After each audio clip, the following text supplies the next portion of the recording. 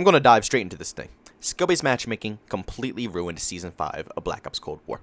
There you have it. If you want to move on, if you don't want to see anything else, if that's all you came here for, by all means, move on. But if you want to stay and listen to me bitch for a few, by all means, that's what we're going to be doing today. To be honest, I wasn't caught by surprise at all by the outcome of my experience with Call of Duty Black Ops Cold War. As you guys know, I haven't really touched this game for about a month now. The last time I've actually dug deep into Black Ops Cold War is when they released Rush and all that stuff, all the new content a little while ago, which was, like I said, around a month. So, as you guys know, I don't play this game on the regular, and if you want proof, by all means, go over to my Twitch channel. You can see me live stream games every single day. I'm always experimenting with Halo, Gears of War, Battlefield, some of the old school Call of Duties every single Sunday actually, which is that's today, right? So yeah, if you guys want to see some old school Call of Duty games, we play every single game from Call of Duty 2 all the way up to Black Ops 4 on live stream. So if you guys want to check that stuff out, go to my Twitch channel. Link to that stuff is down in the description. But I just do not vibe with this game at all. And you would think that over all the time that I did not touch this game and all the experience I've lost on the leaderboards, I mean, seriously, I was top 1,000 in the world for this game. Now I've lost like 3,000, 4,000 ranks.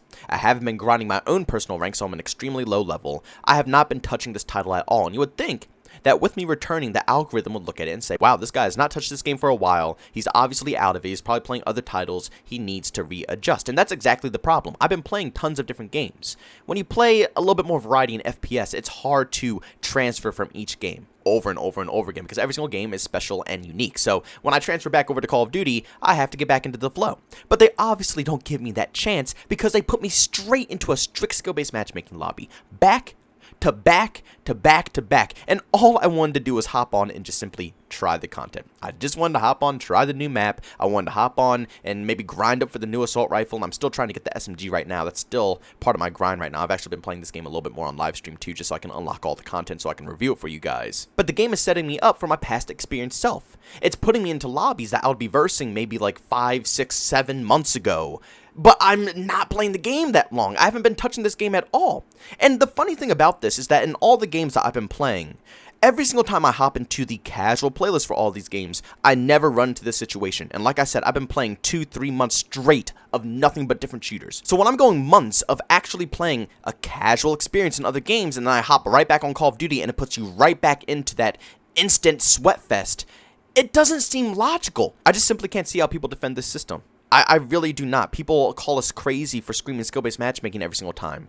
But honestly, why can I go to other games and have a casual match and play for months? It's not like I'm just hopping on for the first time ever and I'm playing. No, I'm sinking in weeks and hours. I've streamed for a long time. I'm sinking hours and hours and hours into these games. They clearly have my stats. My stats are set in stone. Shoot, on Gears of War 5, I'm level 400 in the world on the ranked leaderboards. So clearly, my stats are set in stone. So why is it that when I hop into casual on these games still, it's a casual experience? But there are some larger problems than just skill-based matchmaking when it comes to Cold War Season 5, and I know it sounds nearly impossible for there to be any other problems besides skill-based matchmaking. At least for me personally, that was a major pullback for me. I did not want to grind any content. I didn't even bother buying the battle pass this season, and I have the COD points for it from, grinding out the other battle passes. So, you grind one, you get the next one for free. You grind that one, you get the next one for free. I'm not even using it because I know I'm not going to grind it out. I literally do not want to put up with the skill-based matchmaking. But as I was saying, I'm sorry. I keep rambling on about that because it's so freaking annoying.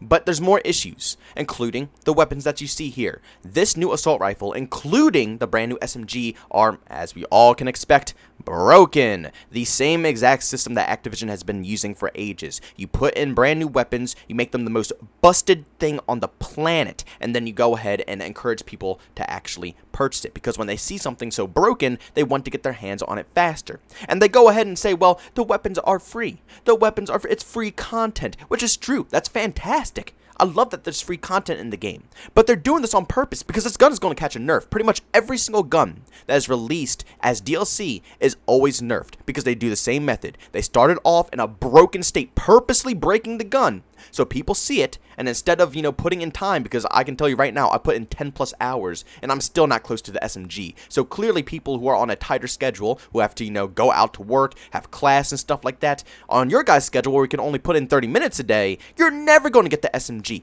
So it pushes you to want to put money into the cycle so you can get it faster. It's Activision's scheme. It's quote-unquote free, but it's going to take you 2 centuries to actually unlock this stuff. And finally, when enough people unlock the weapon, and there's people who played with it for a long amount of time, and they see that they earned a crap ton of cash from people, skipping tiers and stuff like that, then they're going to nerf it into the dirt because there's no reason for it to be powerful anymore. They got their money out of the weapon. It's over now. I'm actually going to flash up some gameplay right here just for some more proof of this weapon, because the first gameplay was just how sweaty the game is and how that AR completely turns around the game. I'm going to bring it back, of course, so you guys can see the rest of the gameplay, but I just want to switch it over here because I went on a nasty streak, and it's all because of this freaking assault rifle. No other gun can melt like this gun right here. I do apologize for the quality because I had to go back into theater mode in order to record this because I guess I forgot to turn on instant replay. Usually I'm pretty good with turning on instant replay so I can catch my clips, but this time I was slacking. But this is just an absurd streak, and it shows the true potential of this weapon right here. And trust me, the SMG is basically a mini version of this right here. The SMG is literally just as good. But basically, they gave you an assault rifle that has the same damage as pretty much a tac rifle. So I think it's around 4 shots with literally no recoil, a decent fire rate. It melts. And if you get a headshot, I think it's like 3 shots. And also, if you get the task force barrel, which is the final barrel for all these weapons, it goes to a 3 shot without a headshot. So that means 2 shots basically, including a headshot, to kill someone. It's a broken gun. Any person in the world can pick up this gun and use it. And once again, I wonder why. I wonder why anybody in the world could pick up this gun and use it. I wonder why this gun has literally virtually no recoil. I wonder why it has the same damage as an M16 attack rifle, but it's set in the AR category with, faster movement time. It's so anybody, and when I say anybody, I mean anybody, even someone who's just getting into the game, their first game of Call of Duty, their first FPS game, and they don't know what they're doing, anybody can get a kill with this weapon. They'll pick it up off the ground, they'll see how broken it is, and they will cough up money in the battle pass, skip tiers, get the gun quicker. You see what I'm saying here? It's such a scummy business practice, but that's just how they handle all their microtransactions. They tried to finesse us by saying, oh yeah, we're not doing, loot boxes anymore. We're going free to play, completely free to play. But in reality, is it free to play? And then, of course, to finish off my rant here, the maps they added into the game. I don't know why they do this every single season. It makes zero logical sense to why this is always happening. But they always release 2 maps, at least, sometimes 3 maps for 6v6, and they make a playlist with a singular map in it. Don't you think that if a new content drop is coming out into the game with new things, don't you think your community is going to want to play everything that's in the new drop? I mean, I personally think that's just common sense, but it seems, I don't know if it's Treyarch's fault or if it's Activision's fault. I don't care. Whoever's fault it is the stupidest way of handling any type of content drop ever. I have found slums 2 times in 15 hours. 2 times in 15 hours. And this is from consistently playing quick play and having all of the game modes in rotation. I'm not just locking it on domination. I'm not just locking it on TDM. I'm talking about every last game mode you could possibly think of. I've locked straight on in. And I did this so I can have the maximum chance at being able to get on this map, because maybe, I don't know, maybe a specific mode has a better chance at getting it or whatever the issue is, but I never got it.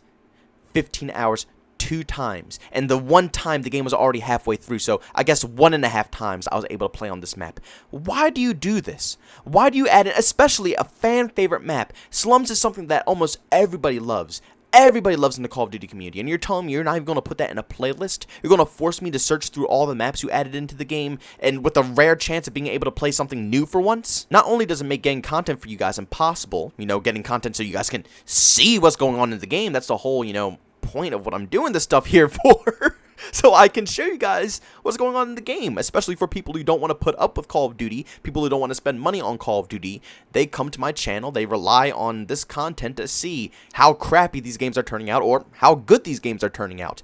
And I can't produce that content unless I play the maps, but the maps aren't playable. And then for people, once again, who have tighter schedules than me, people who don't have the hours that I have to design content and test out the game and do these things to try to, entertain and stuff like that, people who actually have to go out to work, people who have to put in a lot of time and effort to, get a hardcore grind with their schooling so they can make bank in the future, obviously. People have tight schedules. And on the side of work and school, they have personal lives. They have friends, they have family. It's hard to put in the amount of time that you went into a game. So when these people see that there's a new content drop in the game, and they're bringing back slums, probably one of their favorite maps ever, and then, they only have about 10-15 minutes a day to maybe, hop on and test it out, they're never going to get it. If it's going to take me 15 hours to get into slums 2 times, do you think any of these individuals are ever going to play this map? But apparently either the developers or the publishers don't want to combine both of the maps in the same game mode. So next up, you would think, well, if you're not going to combine them, why not make it a better, chance of getting it in quick play? Increase the rates that it's dropped in the quick play playlist. But they don't do that either. Like I said, it never shows up. It absolutely never shows up. When I see it show up in the rotation, I'm actually shocked. I'm stunned because after all the hours of waiting, I just forget that the map is even in the game. And at that point, it shocks me. I see it popping. I'm like, oh, here it is. It's actually in the game. Look, man, Season 5, a little disappointing. Could have been a lot better. I don't like how they're handling the maps. It's full of extremely overpowered weapons right now. Trust me, you will see them. People are buying them like it's no tomorrow. So almost every single lobby, you're going to be either slapped by a beam AR or a 3-tap SMG. So I hope you guys have fun if you do decide to try this out. It's going to be a lot of grinding and a lot of torture. But guys, thanks so much for checking out this video. If you enjoyed it, make sure you leave a like. If you hate it, leave a dislike. Also, if you're brand new and you enjoyed the content, don't forget to subscribe and hit that notification button. Also, you want to chat with me, there's 2 ways to do so. I have a Twitter and Discord. Both those links are down in the description. And also, want to catch me live streams of video games I do over on Twitch. Link that is in the description as well. But guys, thanks so much for tuning in. See you on the next one. Peace out.